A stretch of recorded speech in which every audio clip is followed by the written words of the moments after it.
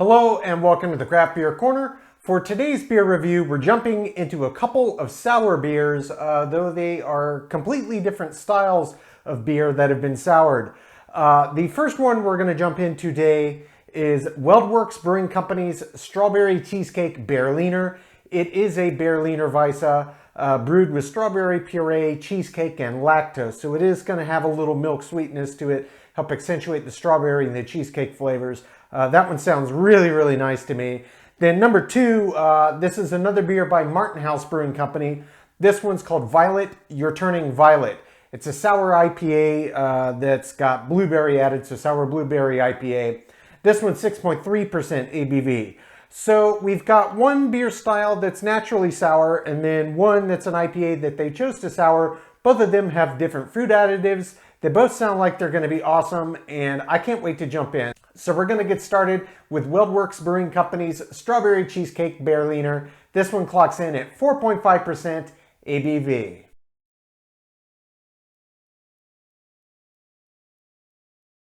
Okay, so jumping right into the first beer of today's sour beer review, we've got Weldworks Brewing Company's Strawberry Cheesecake Berliner. It is a Berliner Weisse that has been brewed with strawberry puree, cheesecake, and lactose. So very much strawberry cheesecake in Berliner Weisse form is what it sounds like to me. I think the lactose is a smart addition here, not typical in a Berliner Weisse, but you're adding fruit and you're adding cheesecake, and in order to get both of those flavors to come out and not get lost in there, you need those milk sugars that aren't going to be turned into alcohol by yeast. So smart move with the lactose. We'll see how balanced it is when we get in there. This one's 4.5% ABV. Weldworks Brewing is based in Greeley, Colorado. We've done quite a few of their beers now on this channel, and all of them I have really, really enjoyed. This one sounds equally awesome. So in terms of label art, the color scheme already gets you in the mood for strawberry cheesecake. I mean, it's got the right color palette. It's got me thinking strawberry cheesecake before I even jump in here. And it just has a nice slice of strawberry cheesecake. That's kind of the label art on there. So let's get this one cracked. We're going to be using our good all-purpose Sam Adams glass today. All right. Get this one poured right in. All right, there it goes. Yeah, and this more or less looks exactly as a Berliner Weisse should, though I can tell you that that strawberry puree that they brewed in here is definitely imparting a slight pinkish hue. I am sure that the camera's not doing it justice and probably really not picking that up whatsoever, but I can promise you as I poured this, it does have a slightly pinkish hue, so it's got like this pink hue to the beer. Camera probably isn't picking that up at all, but in person you'd absolutely see it. It looks quite lovely. Just a slight pink hue to this otherwise exactly right looking Berliner Weisse malt bill. In terms of how it smells, it's got a very pronounced aroma. This is far more pungent than probably any Berliner Weisse I've ever smelled. I'm a good 1.5 feet away from this beer, and it smells strongly of not just strawberry, but strawberry cheesecake. It really does smell exactly like what they said it is. So it tried to form one, it got right out of the way. That's what you want to see. In terms of carbonation, this one is pretty active. It's got a nice mix of very small, fine champagne-like bubbles and some little medium-sized ones coming up, but nothing too crazy. Let's give it a proper sniff. Oh my gosh, yeah. You can absolutely smell strawberry and cheesecake, but you can also smell, naturally, of course, as you would anticipate, the Berliner Weisse souring. It does have a little sour tang smell to it, and you can still smell the underlying Berliner Weisse malt bill. It does smell very bread-like, very bready, which is very common with Berliners. They have a relatively similar kind of profile, the way that they present themselves to a Goza. So you're normally going to get all these kind of baked good underlying tones, slight crispness to it, and just kind of biscuity, toasty, crumb-like. That's kind of what I'm expecting to get when I jump in here, only with strawberry cheesecake added in that slight sweetness. So I'm excited. Let's jump right in.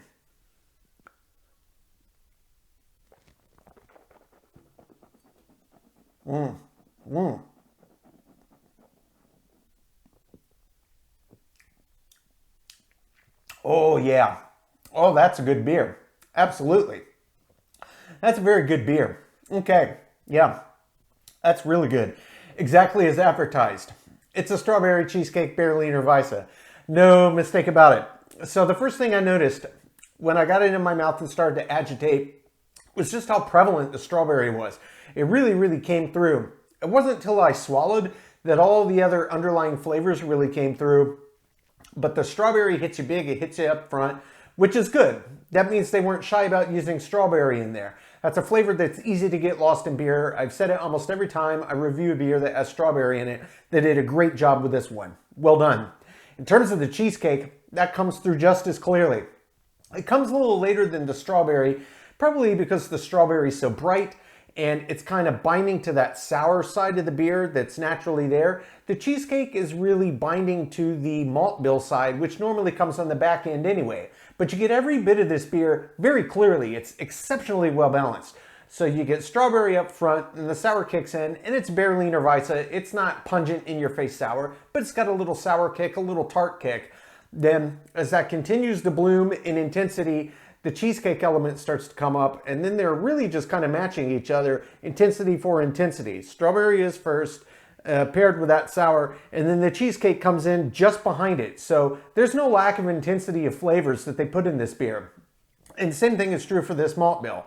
Yeah, the sour comes in paired with the strawberry, it's very clear. Same thing with the malt bill. It pairs with that cheesecake, it's very clear. And it is very much that classic, as you would expect, Berliner Weisse quality to the malt bill. It is very much baked goods. Now, the key to making this beer really work, I think, is that lactose that they put in. Aside from nailing the balance of the other ingredients, it's the right amount of lactose. It lets everything come out and speak and taste as it should without getting muddled and lost in the beer, but it's not overtly sweet to the point that it sweetens it instead of letting that natural Berliner Weisse sour character come through. And it also kind of adds in this hidden surprise element that really makes the kind of baked goods side of the malt bill come out really tasting and feeling more like the crust of a cheesecake. I didn't expect that, but I'm pleasantly surprised. This beer is just fantastic. There's no two ways about it. It is fantastic. If you like strawberry cheesecake and you like Berliner Weisses, this is absolutely one to try to get your hands on. I'm going to jump in for body and mouthfeel, explore this flavor development a bit more, and finish.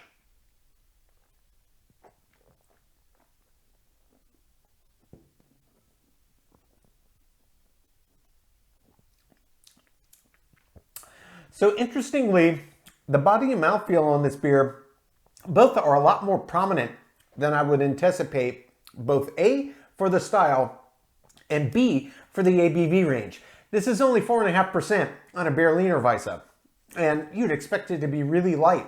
It's actually got a lot more substance to it than your typical Berliner Weisse, and I'm sure it's got a lot to do with those added ingredients and also that lactose.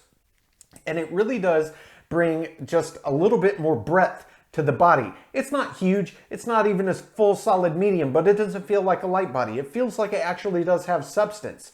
In terms of the mouthfeel, this has a lot more resistance to it than any Berliner Weisse that you would just drink that, you know, doesn't have some additives here. It is far more viscous and resistant than a typical Berliner Weisse. That said, it's not overly thick, it's not overly resistant, it's just enough that it actually feels like it has some substance. And the mouthfeel, for my money, really perfectly matches the breadth of the body that it's bringing to the table. They're completely in harmony there. It's really, really nice. In terms of how this finishes, the flavors linger around a little bit. It's not a super, super long finish. What you're left with on the end, though, is very crystal clear strawberry cheesecake. No two ways about it. There's not really any lingering sour at all. There's a slight undercurrent of that malt bill, but really there's just that it tastes strongly of strawberry cheesecake. And that includes the lactose sweetness and the fact that the kind of cheesecake crust element is pairing with that malt bill. So that's what's sticking out. It's not the sour, it's the malt bill plus the base additive ingredients. It's really quite nice.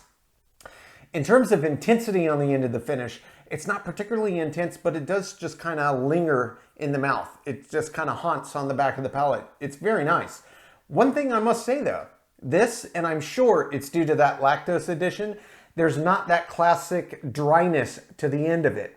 So it doesn't have that real truncated clip to the end. It doesn't feel crisp is really the best word I could think to describe it. But that being said, albeit atypical, Based on what they did with it, I actually like that it's kind of wet and round all the way to the end because it's letting those flavors linger and it doesn't kind of dry out onto the back of the palate. It stays wet and round and really lets you continue to taste it. And let me tell you, this is a beer I want to continue to taste as long as I can. It's absolutely delicious.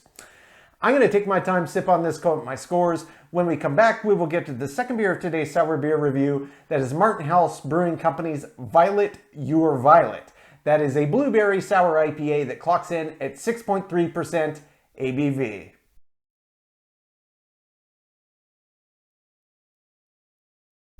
Okay, so jumping into the second beer of today's sour beer review, we have got House Brewing Company's Violet Your Violet. This is a blueberry sour IPA, 6.3% ABV on this one. They are based in Fort Worth, Texas.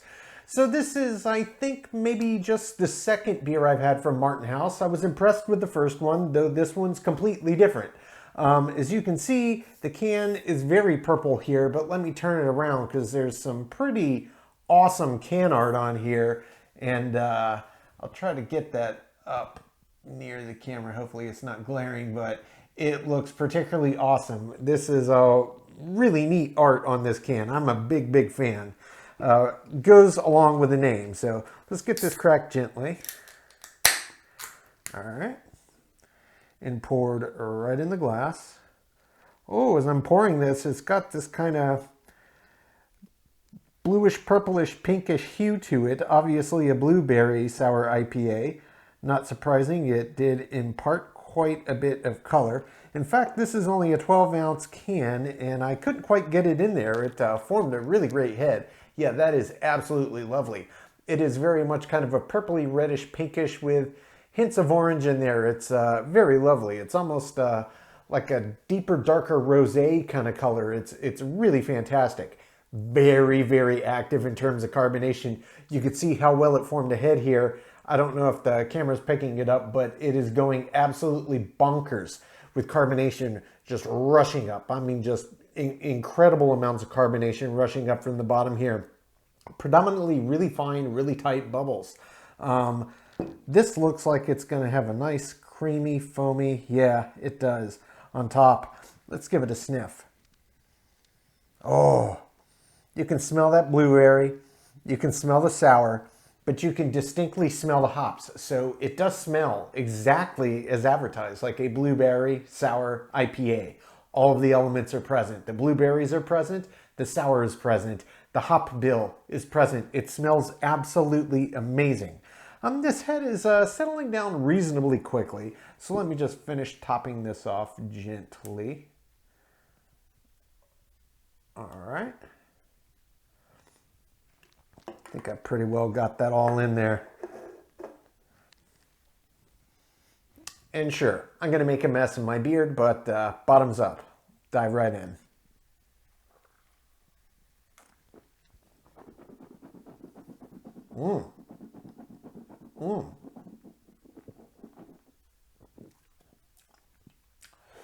Oh, wow.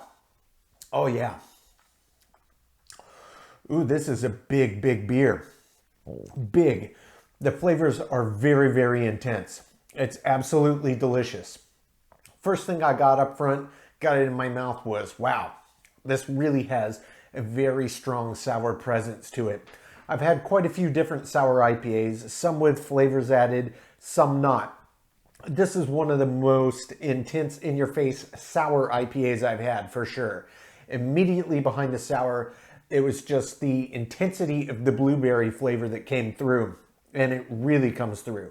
Very dominant sour, very dominant blueberry. In terms of the IPA side, the hop bill also comes through very clearly. Exactly what I got on the nose is translating into the glass. It's sour, it's blueberry, it's hops. Now, I can't tell you what hop bill I think is in this, but if I were making a sour blueberry IPA, I would probably have Mosaic in there. It would pair very well, obviously, since Mosaic hops do impart both blueberry aroma and flavor, would naturally be one that I would want included. It could be the only one, but definitely I would have it in the bill. Whatever's in here, it really works. In terms of how the hop flavors develop, they develop on the back end, and it's really once the blueberry and the sour kind of intensity finishes its peak and it starts to come down, that the hops kind of a second or two before that lowering of the peak start to kind of intensify, and they kind of take over and they swap places. On the way back down, the hops kind of get out of the way first, and you're left with where you started, with sour and blueberry onto the end. The finish on this one is not super long. It's longer than average, to be certain, but it doesn't have that classic hop bitter that's kind of adding to the length. That's much more so the intensity of the sour and the blueberry flavor that's really driving out the end of the finish. I'm going to jump in for body and mouthfeel, thinking the flavor development a bit more.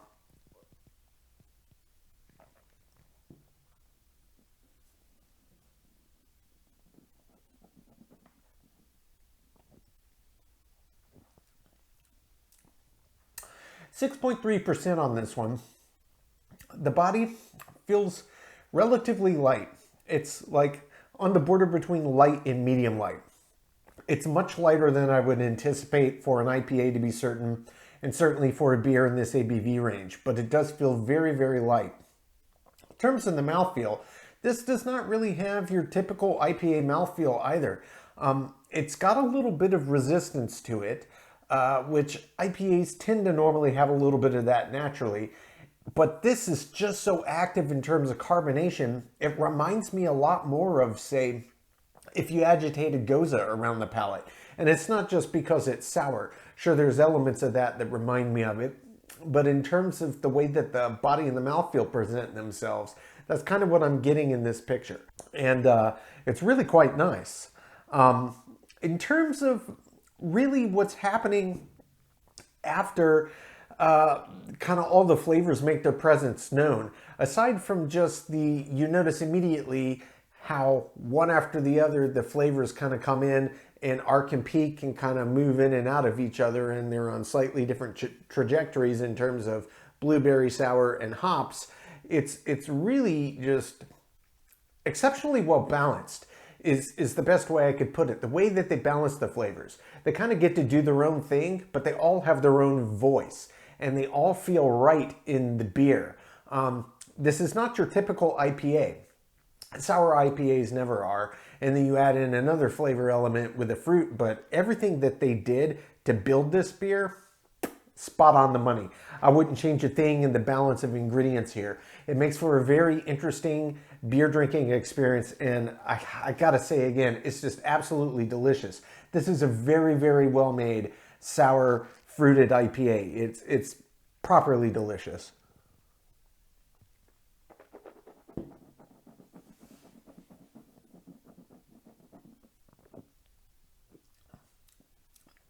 Big burst of sour up front. Big burst.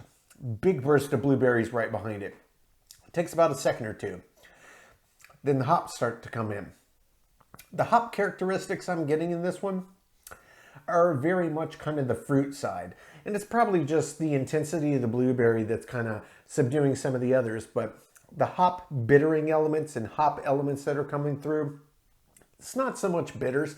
There's just a little bit of bitter, but it's dominated by sour and it's dominated by fruit. Really, the hop characteristics I'm getting are really the most intense in the aroma. In the flavor profile, it's coming off very fruity side and just a little bit of a lingering kind of earthy bitter on the back end.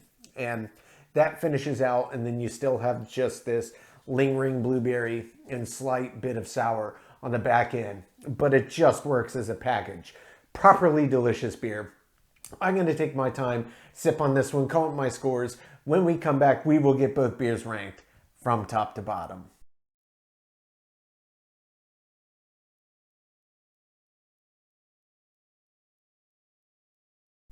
Okay, now we're going to get both beers ranked, starting with Weldworks Brewing Company's Strawberry Cheesecake Berliner. This was a Berliner Weisse, 4.5% ABV, brewed with strawberry puree, cheesecake, and lactose. They're based in Greeley, Colorado.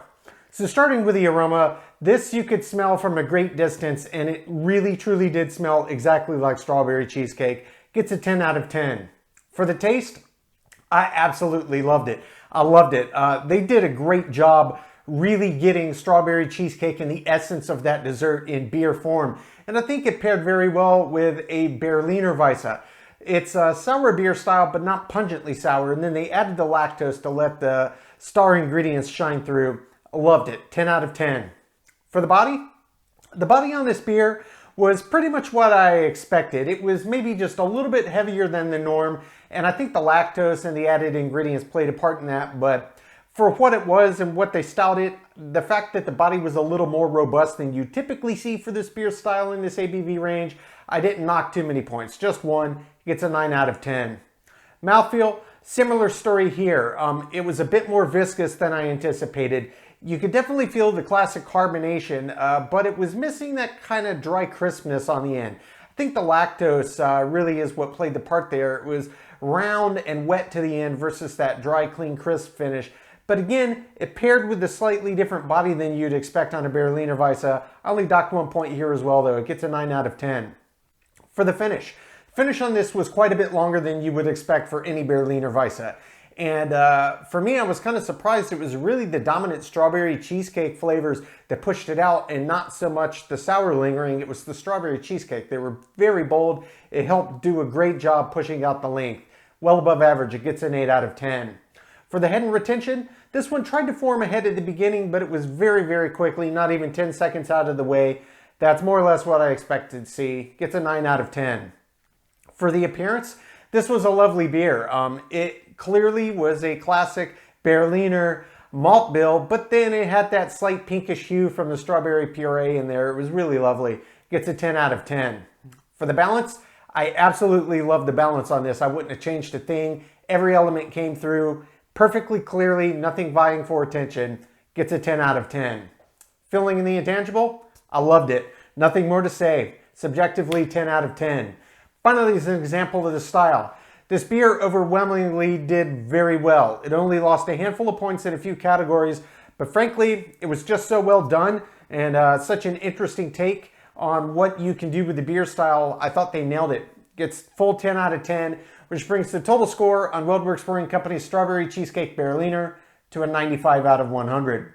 So moving on to beer number 2, Martinel's Brewing Company's Violet, You're Turning Violet. This was a blueberry sour IPA, 6.3% ABV on this one. They're based in Fort Worth, Texas. The aroma on this one was pretty pronounced. It was far more pungent than average, but I had to get up reasonably close to the glass to finally start to smell it. When I did, it smelled amazing. I would have liked to smell a little more hop characteristics come through, but you could very clearly smell the blueberry and the sour. Gets a 9 out of 10.